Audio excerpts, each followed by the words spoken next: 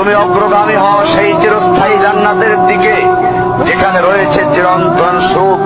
যা মন চাইবে তাই পাবে, যা আদেশ করবে তাই দেওয়া হবে। জেনে রেখো, দুনিয়ার চাওয়া পাওয়ার পূর্ণতার স্থান নয়, দুনিয়ার চাওয়া পাওয়ার পূর্ণতার স্থান নয়, দুনিয়ার চাওয়া পাওয়ার পূর্ণতার স্থান নয়।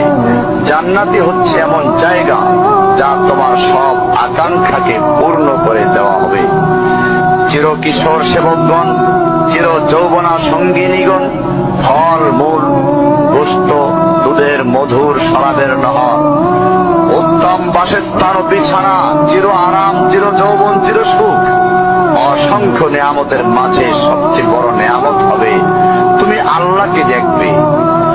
শুধু তোমাকে এটা বলাই যথেষ্ট মনে করছি, সবচেয়ে কম মর্যাদার যে জান্নাত লাভ করবে তা হবে দুনিয়ার 10টির সমান। সুতরাং হে মুসলিম, হে ভাই, আল্লাহ তোমার প্রতি রহম করুন।